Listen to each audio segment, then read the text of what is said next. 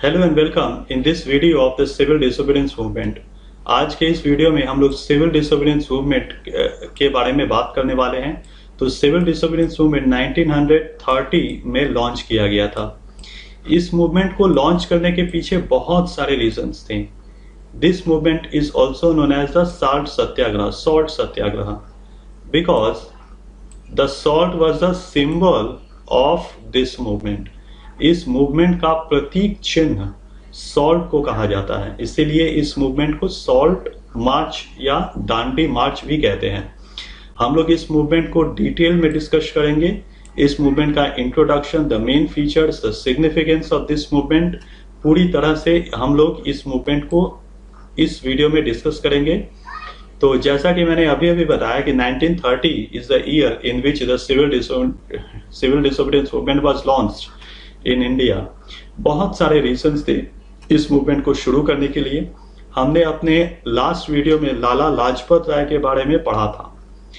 तो Indian people began to think that how a respectable person like Lala Lajpat Rai can be brutally assaulted by a soldier, by a British soldier, by a British police officer. So the British Empire has to take action against the attack on Lala Lajpat Rai. The British Empire has to take action against Saunders because Saunders was responsible for charging लाठी on Lala Lajpat Rai. तो ये इसका एक important reason है। दूसरा एक important reason है Nehru report. Simon commission के साथ साथ मोतीलाल नेहरू ने भी अपना रिपोर्ट पब्लिश किया था और साथ ही साथ कांग्रेस ने ये वार्निंग दिया था कि अगर नेहरू रिपोर्ट को माना नहीं जाता है then we will launch a wide scale movement. Nehru report को ब्रिटिश एम्पायर ने रिजेक्ट कर दिया। तो ये भी एक बहुत बड़ा रीजन है। इसका अगला रीजन है 11 point demands to Lord Irwin, LORD, Lord Irwin. Gandhi ji 11 demands to Lord Irwin. Lord Irwin ने इस डिमांड को पूरी तरह से कैंसिल कर दिया। इस डिमांड में कहा जाता था, इस डिमांड के जो मेन प्रिंसिपल्स थे वो आपको बता रहा हूं। To lessen the expenditure on the British army. British army को किसी भी तरह से उसके एक्सपेंडिचर, मतलब आर्मी पर अगर ब्रिटिश एम्पायर खर्च करे तो उसका कोई मतलब नहीं बनता है। तो इसीलिए ये गांधी जी ने कहा था कि on the army the expenditure should be minimised, the tax should be minimised, the peasants के ऊपर में जो टैक्स किया जाता है उसको पूरी तरह से मिनिमाइज किया जाए so that the small peasants can do their work and the suicide of the peasant should be stopped. Peasants जो सुसाइड कर रहे थे वो भी कम हो जाए। The shut down of the liquor shops, जो जितने भी सारे शराब की दुकानें हैं उनको बंद कर दिया जाए। तो यही सब बहुत सारे पॉइंट्स को मिला करके to punish Saunders who was responsible for killing Lala Lajpat Rai. तो यही बहुत सारे पॉइंट्स को मिला करके 11 डिमांड्स भेजा था गांधी जी ने लॉर्ड इरविन को। तो लॉर्ड इरविन ने उसे देखते ही कैंसिल कर दिया और इस वजह से it was a immediate cause for launching civil disobedience movement. यह एक बहुत इंपॉर्टेंट रीजन था जिसके अनुसार सिविल डिसोबीडियंस मूवमेंट को लॉन्च करने के अलावा कांग्रेस और गांधी जी के पास और कोई रास्ता नहीं था। अब इंडियन नेशनल कांग्रेस ने गांधी जी से ये अर्ज किया कि now it is up to you Gandhi ji, you have to start a movement because these 11 demands has been rejected by the British empire. तो गांधी जी ने इस मूवमेंट को प्लान करने के बारे में सोचना शुरू कर दिया। तो जिस तरह से नॉन कॉपरेशन मूवमेंट का सिंबल था खादी एंड चरखा, तो इस मूवमेंट को शुरू करने के लिए एक सिंबल क्या होगा, what will be the symbol to begin a movement, because any movement you are starting there should be a symbol. एक सिंबल होना बहुत ही जरूरी है। तो उसके बाद गांधी जी ने सोचना शुरू किया कि what can be the symbol of this movement. तो उन्होंने देखा कि अरे the salt is a basic commodity which is used by everyone. Salt एक बेसिक कमोडिटी होता है जो कि हर किसी के द्वारा यूज होता है, अमीर गरीब, लेकिन सॉल्ट पर भी ब्रिटिश एम्पायर ने टैक्स लगा करके रखा था। तो एक ऐसे सिंबल की जरूरत थी गांधी जी को जो जिससे कि हर एक कम्युनिटी के लोग, हर अमीर गरीब, हर कोई इस मूवमेंट से जुड़ सके। तो वो था सॉल्ट। इसीलिए salt became the symbol of the civil disobedience movement, because salt is a essential commodity. अगर कोई डायबिटीज का पेशेंट है तो वो शुगर कभी भी नहीं खाएगा, he will never consume sugar. So sugar cannot be a commodity, a symbol of any movement, because the sugar is not consumed by everyone. But salt is consumed by everyone. Everyone consumes the salt.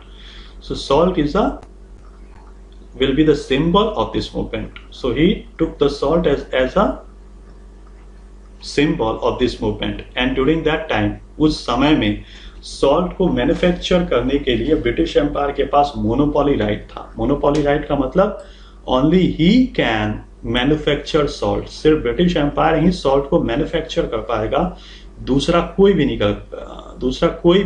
नहीं कर पाएगा manufacturing. कोई भी company salt को की manufacturing नहीं कर पाएगी। आप घर में सॉल्ट नहीं बना सकते हो, because salt on salt the British empire had the monopoly right. Monopoly means only he can manufacture the salt.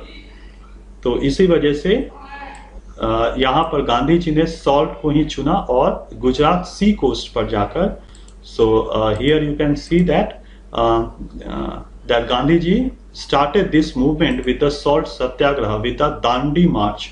So Dandi is a small village in the Gujarat sea coast. On the Gujarat sea coast, Dandi is a small village. So he started the movement.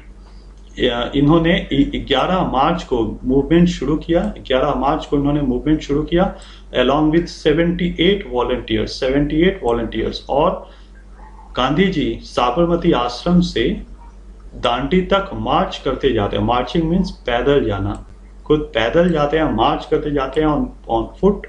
और ये पूरा distance था 240 miles का। 240 miles का total distance था, जिसको वो total 24 days यानी 14 दिन में पैदल इस डिस्टेंस को पार करते हैं। और शुरू में तो 78 फॉलोअर्स थे, 78 गांधी जी के अपने लोग थे, लेकिन जिस गांव से होकर के गांधी जी जाते थे उस गांव के लोग भी गांधी जी के साथ ही मिल जाते थे। तो वॉलंटरीली वो लोग गांधी जी के साथ जाते थे। तो on 6 April Gandhi ji reached Dandi and ceremonially violated the salt law manufacturing salt by boiling sea water। यानी आप जैसा कि आपने ज्योग्राफी में पढ़ा है कि salt is manufactured after boiling the sea water, क्योंकि सी वाटर में पहले से ही सॉल्ट होता है। तो अगर आप सी वाटर को बॉईल करते हो तो सॉल्ट वहीं पर रह जाएगा और वाटर जो है वो वेपर की तरह से it will dissolve into the air, and after that we will get the salt. That is how the salt is manufactured during that time by the British Empire in India.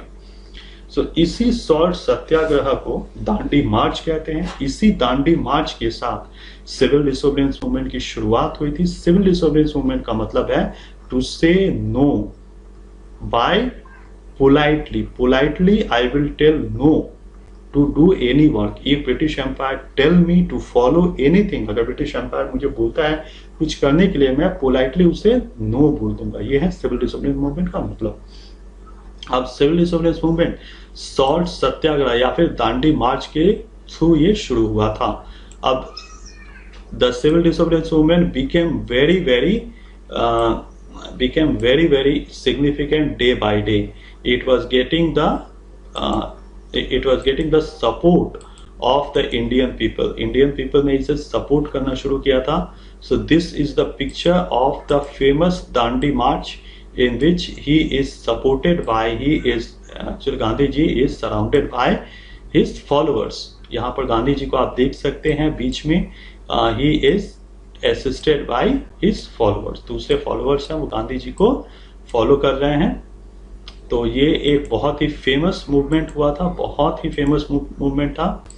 तो इसके साथ ही तो salt Satyagraha और salt Satyagraha ही civil disobedience movement कहलाता है। Option में आ सकता है कि civil disobedience movement is also known as the salt Satyagraha. इसका इंपॉर्टेंट मूवमेंट होता है chaukidari tax, the chaukidari tax. What was the chaukidari tax? In the chaukidari tax, in the village area, the police, the British Empire was doing the he was doing the duty in the night, so they were known as the चौकीदार्स. तो ये जो चौकीदार्स हैं वो actually British empire के ही लोग हैं जो कि रात में अपनी ड्यूटी देते थे, जिस वजह से कोई चोरी ना हो पाए. तो यहाँ पर और उसके लिए एक टैक्स दिया जाता था, चौकीदारी टैक्स. तो इसी टैक्स के थ्रू ही जो ब्रिटिश एम्पायर थी वो चौकीदार्स को सैलरी देती थी. तो यहाँ पर इंडिया के जो लोग हैं उन लोगों ने चौकीदारी टैक्स देने से मना कर दिया. उन्होंने बोला कि the British empire is themselves a thief, British empire तो खुद ही सबसे बड़ा चोर है, तो हम लोग उसे क्यों टैक्स दें? हम लोग खुद चोर को चौकीदार कैसे बना दें? चौकीदार तो खुद ही चोर है, तो चोरों को हम लोग किस तरह से चौकीदार बनाएं और किस तरह का टैक्स दें. तो ये था चौकीदारी टैक्स. लोगों ने चौकीदारी टैक्स देने से भी मना कर दिया. साथ ही साथ यहाँ पर एक और भी पॉइंट है, खान अब्दुल गफ्फार खान. खान अब्दुल गफ्फार खान को फ्रंटियर गांधी भी कहते हैं, frontier Gandhi. Khan Abdul Ghaffar Khan is also known as frontier Gandhi. So Khan Abdul Ghaffar Khan, he was a man of Baluchistan. ये बलूचिस्तान के थे. He was a devout disciple of Mahatma Gandhi. ये महात्मा गांधी के पक्के सपोर्टर थे. He was a staunch supporter of Mahatma Gandhi. इसीलिए खान अब्दुल गफ्फार खान को फ्रंटियर गांधी भी कहा जाता है. बाद में आजादी के बाद खान अब्दुल गफ्फार खान को द फर्स्ट भारत रत्न दिया गया. ये पहला ऐसा भारत रत्न था जो कि खान अब्दुल गफ्फार खान को दिया गया था आज़ादी के बाद किसी आउटसाइडर को, क्योंकि बलूचिस्तान तो देश के विभाजन के बाद, देश के पार्टीशन के बाद चला गया था पाकिस्तान में, लेकिन फिर भी इन्होंने इंडिया को सपोर्ट किया था. He was against the partition of India. इन्होंने इंडिया के पार्टीशन के खिलाफ किया था, लेकिन मजबूरी में बलूचिस्तान को पाकिस्तान में रह जाना पड़ा. But the people of Baluchistan wanted to remain in India, not in Pakistan. तो इन्हें कहा जाता है frontier Gandhi. He was a true supporter of Gandhi ji. साथ ही साथ उन्होंने एक मूवमेंट की शुरुआत की जिसे कहा जाता है रेड शर्ट मूवमेंट. यहाँ के लोग, खान अब्दुल गफ्फार खान का जो मूवमेंट था उसको कहते हैं रेड शर्ट मूवमेंट. उन्होंने सिविल डिसोबीडियंस मूवमेंट के सपोर्ट में मूवमेंट चलाया और खान अब्दुल गफ्फार खान की वजह से ही बलूचिस्तान के लोग महात्मा गांधी को मलंग बाबा कहते थे. He was called as Malang Baba. Gandhi ji was called as Malang Baba in Baluchistan. So he started the red shirt movement, या फिर कहते हैं इसे Khudai Khidmatgar movement. Khudai Khidmatgar movement he started, Khan Abdul Ghaffar Khan. So even even many people were killed in this protest. Even Gandhiji was also arrested. Industrial owners in Sholapur attacked the police post, municipal buildings, law courts, railway stations. Structures symbolize the British rule. यहाँ पर what was the program of this movement? किस तरह से ये movement काफी famous होता चला गया. इस movement का main इसका प्रोग्राम था कि to stop the cooperation of the British empire. British empire को बिल्कुल ही कोऑपरेट नहीं करना है. सॉल्ट को घर घर बनाना है. The salt should be made at every house. The salt laws should be disobeyed by the people. Salt law को बिल्कुल नहीं देना है. सॉल्ट लॉ को बिल्कुल देना ही नहीं है. Boycott of the foreign cloth. The boycott of the foreign cloth and स्वदेशी आइटम should be adopted. स्वदेशी सामानों को यूज करना है और पूरी तरह से हमें विदेशी सामानों का बॉयकॉट करना है. इसके साथ साथ ही इसी सिविल डिसोबीडियंस मूवमेंट को चलते चलते एक और भी मूवमेंट हुआ था जिसे कहते हैं round table conference, to discuss on the report of Simon commission. Simon commission के रिपोर्ट को डिस्कस करने के लिए राउंड टेबल कॉन्फ्रेंस भी हुआ। फर्स्ट राउंड टेबल कॉन्फ्रेंस में कांग्रेस पार्टिसिपेट नहीं किया, तो लॉर्ड इरविन के साथ मीटिंग हुई which is known as Gandhi-Irwin Pact. So this meeting, so here you can see it is known as Gandhi-Irwin Pact. तो Gandhi-Irwin Pact कब हुआ था? 5 मार्च 1931 में हुआ था गांधी इरविन पैक्ट। इस पैक्ट में इस बारे में बात की गई कि आप कहते हैं कि आपको डोमिनियन स्टेटस चाहिए, तो आप कम से कम राउंड टेबल कॉन्फ्रेंस में पार्टिसिपेट करिए, वहां पर चल के बात करिए। तो ऐसा काफी दिन तक ये मीटिंग चली, जिसमें ये बात गांधी जी मान जाते हैं कि ठीक है, हम लोग बात करने के लिए तैयार हैं।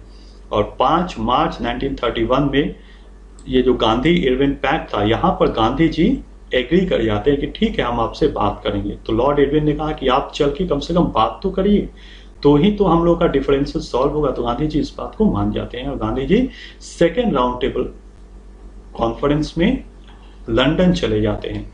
सो Gandhi ji participated in the second round table conference. In the first round table conference Gandhi ji did not participate, क्योंकि सभी के सभी तो सिविल डिसोबीडियंस मूवमेंट में सब के सब लगे हुए थे। इसीलिए Gandhi ji the first round table conference को अटेंड नहीं करते हैं और सेकेंड राउंड टेबल कॉन्फ्रेंस को अटेंड करते हैं। लेकिन सेकेंड राउंड टेबल कॉन्फ्रेंस पूरी तरह से फेल्ड हो जाता है। क्यों? क्योंकि वहां पर मोहम्मद अली जिन्ना पार्टीशन के बारे में बात कर रहे थे, मुस्लिम्स के लिए एक अलग स्टेट की मांग कर रहे थे, जो कि गांधी जी ने कभी भी नहीं माना, क्योंकि गांधी जी नहीं चाहते थे कि देश का बंटवारा हो या फिर देश का पार्टीशन हो। इस वजह से सेकेंड राउंड टेबल कॉन्फ्रेंस पूरी तरह से फेल हो गया। और साथ ही साथ B.R. अम्बेडकर सेपरेट इलेक्टोरेट के बारे में बात कर रहे थे, वो भी गांधी जी ने मानने से इनकार कर दिया। तो Gandhi ji came back from England after participation in the second round table conference. India आकर के गांधी जी ने देखा कि ब्रिटिश एम्पायर दोबारा से ही इंडियंस पर ऑपरेशन शुरू कर दिया था।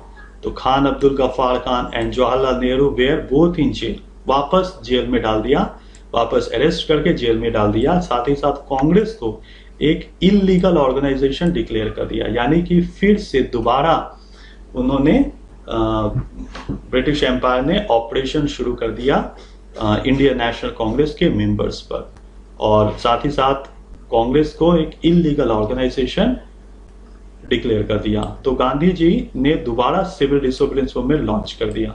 लेकिन 1934 के बाद ये मूवमेंट उतना ज्यादा सक्सेसफुल नहीं हुआ जितना कि शुरुआती स्टेज में ये सक्सेसफुल हुआ था। धीरे धीरे सिविल डिसोबीडियंस मूवमेंट अपना इंपॉर्टेंस खोता गया। धीरे धीरे ये Indian National Congress civil disobedience movement अपना इंपॉर्टेंस खोता गया और धीरे धीरे ये खत्म हो गया। अब इस मूवमेंट को हम लोग किस तरह से लोगों ने इस मूवमेंट में पार्टिसिपेट किया था, इसको हम लोग डिस्कस करने वाले हैं। अलग अलग लोगों ने सिविल डिसोबीडियंस मूवमेंट में पार्टिसिपेट किया था। इसमें से एक कम्युनिटी आता है जो अमीर पीजेंट्स थे, अमीर जो फार्मर्स थे, उन्होंने इस मूवमेंट में एक्टिवली पार्टिसिपेट किया था, जैसे कि the Patidar community of Gujarat, और साथ ही उत्तर प्रदेश के जाट कम्युनिटी ने इस सिविल डिसोबीडियंस मूवमेंट में बहुत एक्टिवली पार्टिसिपेट किया था। साथ ही साथ वो लोग बिजनेस क्लास के लोग थे, और इस मूवमेंट में गांधी जी ने the boycott of the foreign good and adaptation of the स्वदेशी आइटम्स के बारे में भी बोला था। नाउ अगर इंडिया के लोग ब्रिटिश मेड गुड्स का बॉयकॉट करते हैं और इंडियन गुड्स को एक्सेप्ट करते हैं, तो किसे फायदा होगा? इंडियन इंडस्ट्रीज को, इंडियन इंडस्ट्रियलिस्ट को। और उस समय इंडिया में ज़्यादातर लोग जो बिजनेस करते थे वो थे पाटीदार ऑफ गुजरात और जाट ऑफ उत्तर प्रदेश, क्योंकि उत्तर प्रदेश के जो जाट हैं, जो बिग फार्मर्स हैं, उनको इससे बेनिफिट होने वाला था। अगर लोग फॉरेन गुड्स को बॉयकॉट करते हैं, विदेशी सामानों का बॉयकॉट करते हैं और इंडियन गुड्स को एक्सेप्ट करते हैं, तो इससे इंडियन इंडस्ट्रीज को फायदा होने वाला था। इसीलिए इंडियन इंडस्ट्रीज के मालिकों ने इस मूवमेंट को एक्टिवली सपोर्ट किया, एक्टिवली फिनेंस भी किया, और साथ ही साथ इस मूवमेंट को एक्टिवली पार्टिसिपेट भी किया था, लेकिन जब मूवमेंट 1931 में कॉल्ड ऑफ कर लिया गया था, सस्पेंड कर दिया गया था, जैसे कि हमने अभी अभी डिस्कस किया कि गांधी इरविन पैक्ट के बाद इस मूवमेंट को टेम्पोरली सस्पेंड कर दिया गया था, तो इन लोगों के बीच में काफी निराशा हुई. So these people got disappointed after calling off the civil disobedience movement and after Gandhi-Irwin Pact. So as we have already understood that in the first roundtable conference, Gandhi ji and the Indian National Congress did not participate. जो पहला first round table conference था, इसमें गांधी जी ने participate नहीं किया था. Second round table conference हुआ था 1931 में, जहां पर गांधी जी ने पार्टिसिपेट किया था गांधी इरविन पैक्ट के बाद. तो गांधी इरविन पैक्ट में ये डिसाइड हुआ कि सिविल डिसोबीडियंस मूवमेंट को टेम्परली सस्पेंड कर दिया जाएगा और साथ ही साथ अलग अलग मुद्दों पर, अलग अलग इश्यूज पर बात करने के लिए Gandhi ji second round table conference में पार्टिसिपेट करेंगे और वो लंदन जाएंगे. साथ ही साथ ये भी डिसाइड हुआ था कि जितने भी पॉलिटिकल लीडर्स हैं उनको फ्री कर दिया जाएगा और साथ ही साथ इंडिया के लोग अब सॉल्ट बना सकते हैं. Indian people has the right to collect and manufacture salt into different places. Now इस गांधी इरविन पैक्ट के बाद Gandhi ji second round table conference में पार्टिसिपेट करते हैं, लेकिन बीच में सिविल डिसोबीडियंस मूवमेंट को सस्पेंड कर दिया जाता है, जो होता है 1931, यानी कि जस्ट गांधी इरविन पैक्ट के बाद. तो इस मूवमेंट में जो एक्टिवली पार्टिसिपेट करते हैं वो है द पाटीदार्स ऑफ गुजरात और जाट ऑफ उत्तर प्रदेश. साथ ही साथ जो काफ़ी बड़े बड़े बिजनेसमैन हैं वो भी इस मूवमेंट में बहुत अच्छी तरह से पार्टिसिपेट करते हैं. लेकिन यहाँ पर पुअर पीजेंट्री और वर्कर्स पार्टिसिपेट नहीं करते हैं. पुअर पीजेंट्री यानी कि पुअर पीजेंट्री के बारे में कुछ कहा नहीं जाता है. बहुत कम संख्या में पुअर पीजेंट्री यानी कि स्मॉल जो फार्मर्स है वो पार्टिसिपेट करते हैं. और जो वर्कर्स हैं, the workers in the industries, they also could not participate, क्योंकि उनके वेजेस को इंक्रीज करने के बारे में इस मूवमेंट में कुछ कहा नहीं जा रहा था. So the workers were not actively participating. Another most important limitation of this movement was that only the business class community were participating. ये वही दौर था, ये वही टाइम था जिसमें all India the federation of Indian chamber of commerce and industries FICCI 1927 में establish हुआ था. साथ ही साथ Indian industrial and commercial Congress 1920 में स्टैब्लिश हुआ था. फिक्की हमारे देश में आज भी है. फिक्की हमारे देश में आज भी है. It is a non governmental and non profit organisation. Now इस फिक्की को 1927 में किसने स्टैब्लिश किया था? तो पुरुषोत्तम दास ठाकुरदास और जी.डी. बिरला, ये दो इंडस्ट्रियलिस्ट थे जिन्होंने इस फिक्की को, the federation of Indian chamber of commerce and industries को स्टैब्लिश किया था 1927 में. Now the second roundtable conference also became failed because of the differences between B.R. Ambedkar and Gandhi ji and also Muhammad Ali Jinnah. Muhammad Ali Jinnah partition of India के बारे में बात कर रहे थे, लेकिन महात्मा गांधी ने कभी भी देश में पार्टीशन को एक्सेप्ट नहीं किया. डायरेक्ट एक्शन डे के बाद ही महात्मा गांधी ने इंडिया में पार्टीशन को एक्सेप्ट किया था, लेकिन यहाँ पर गांधी जी पार्टीशन कभी भी नहीं चाहते थे. और साथ ही साथ B.R. अम्बेडकर सेपरेट इलेक्टोरेट के बारे में बात कर रहे थे, जिसकी वजह से द सेकेंड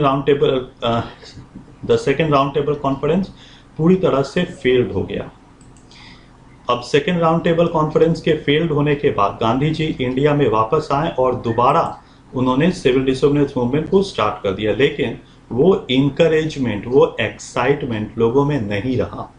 तो आप एक बार मूवमेंट को सस्पेंड कर दे रहे हो, फिर से आपने स्टार्ट किया, तो लोगों में वो करेज नहीं रह गया. इसलिए ये मूवमेंट धीरे धीरे अनपॉपुलर होता गया और 1934 में ये मूवमेंट पूरी तरह से अनपॉपुलर हो गया. एक और भी फीचर आता है the active participation of women. women actively participated in this civil disobedience movement.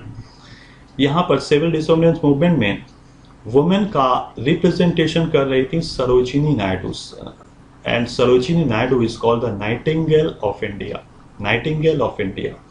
यहाँ पर वुमेन की तरफ से Sarojini Naidu, she was representing the women community in India. So the active participation of the women was an important feature of this movement. Now another most important feature of this movement was even here you can see Gandhiji was convinced that it was the duty of the woman to look after home and her to be mothers and good wives.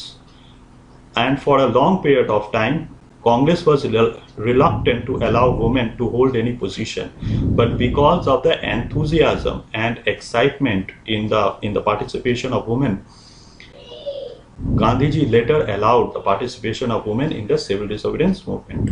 Now इसका अलग एक limitation की अगर हम लोग बात की जाए, limitation of the civil disobedience movement, इसके दो लिमिटेशन हैं। untouchables had very little participation in the civil disobedience movement. क्यों? क्योंकि अगर हम लोग कांग्रेस की बात करें तो यहाँ पर हायर कास्ट हिंदूज इसे एक्टिवली पार्टिसिपेट कर रहे थे। अगर अनटचेबल्स को भी अगर इसमें गांधी जी ने शामिल कर लिया होता, एक्चुअली गांधी जी अनटचेबल्स को शामिल करना चाहते थे, but because of the reluctant, because of the opposition from the higher caste Hindus, he could not participate, he could not allow the participation of the untouchables, क्योंकि हायर कास्ट हिंदूज अलग हो जाते इस पार्टिसिपेशन से अगर अनटचेबल्स भी आ जाते। उस समय अनटचेबिलिटी बहुत ज्यादा थी, तो इसलिए अनटचेबल्स को गांधी जी इसमें शामिल नहीं कर पाए, जबकि गांधी जी ने अनटचेबल्स को हरिजन कहा, हरिजन। यहां तक कि गांधी जी ने यह भी कहा कि our India should be free from the untouchability, हमारे देश में अनटचेबिलिटी पूरी तरह से खत्म होनी चाहिए, उसके बाद ही हमारे देश में स्वराज आ सकता है। Even Gandhi ji also allowed, Gandhi ji ने अनटचेबल्स को मंदिरों में जाना, पब्लिक वेल यानी कि पब्लिक कुएं, टैंक्स और रोड और स्कूल्स में जाना भी अलाउ कर दिया। वो एक्टिवली इस बात को बोल रहे थे कि untouchable should be allowed to enter into temples, public wells, roads and the schools. एक अलग इसका लिमिटेशन था। So the untouchability, the non entry of the untouchability was the important limitation of the civil disobedience movement. इसका एक ये तो हुआ इसका पहला लिमिटेशन। दूसरा लिमिटेशन है the non active participation of the Muslims. यहाँ पर मुस्लिम कम्युनिटी का पार्टिसिपेशन सिविल डिसोबिडियंस मूवमेंट में बहुत ही कम था, क्योंकि खिलाफत मूवमेंट के बाद यहाँ पर मुस्लिम कम्युनिटी का पार्टिसिपेशन बहुत ही कम हो गया था। मुस्लिम कम्युनिटी का पार्टिसिपेशन बहुत ही कम हो गया था खिलाफत मूवमेंट खत्म होने के बाद। जैसा कि हमने खिलाफत मूवमेंट में आगे ही पढ़ा है, अगर आपने नहीं देखा है तो इस वीडियो को देख लीजिए। खिलाफत मूवमेंट पे हम लोगों ने पढ़ा था कि आफ्टर द अराइवल ऑफ कमाल आतातुर्क in Turkey, he made Turkey a modern state. और कमाल आतातुर्क, मुस्तफ़ा कमाल पाशा के आने के बाद खिलाफत मूवमेंट पूरी तरह से खत्म हो गया, और खिलाफत मूवमेंट के खत्म होने के बाद मुस्लिम का पार्टिसिपेशन भी बंद हो गया, और ये एक बहुत बड़ा वीकनेस था। यहाँ पर एक पूना पैक्ट की भी बात आती है। Poona pact, what was Poona pact? जो कि सेपरेट इलेक्टोरेट ये रामसे मैकडोनल्ड ने स्टार्ट किया था on the demand of B R Ambedkar separate electorate चाहते थे, तो लेकिन सेपरेट इलेक्टोरेट गांधी जी को कभी भी एक्सेप्टेबल नहीं था। तो इन्होंने यरवेदा जेल में गांधी जी ने फास्टिंग शुरू कर दी। अंत में चूंकि गांधी जी ने फास्टिंग शुरू किया था, इसलिए गांधी जी की हालत बहुत ही ज़्यादा खराब होती जा रही थी। इस बीच में जो कांग्रेस के जो लीडर्स हैं, उन्होंने बी आर अम्बेडकर से बात किया कि we will allow you the reservation of seats into the legislative assemblies and also in the government jobs. इस बारे में बात हुआ बी आर अम्बेडकर और कांग्रेस के लीडर्स के बीच में, जिसे पूना पैक्ट कहा जाता है। तो पूना पैक्ट किनके बीच में हुआ? Gandhi ji and the Congress on the one side and B.R. Ambedkar on the other side. तो ये पुनः पैक्ट हुआ 1932 में। दूसरा एक की पॉइंट है, the Muslims left alienated from the Congress. सो इस तरह से इस तरह के लोगों ने इस सिविल डिसोबीडियंस मूवमेंट में पार्टिसिपेट किया। Thank you. I hope that I have been able to make you understand about the civil disobedience movement. So thanks for watching.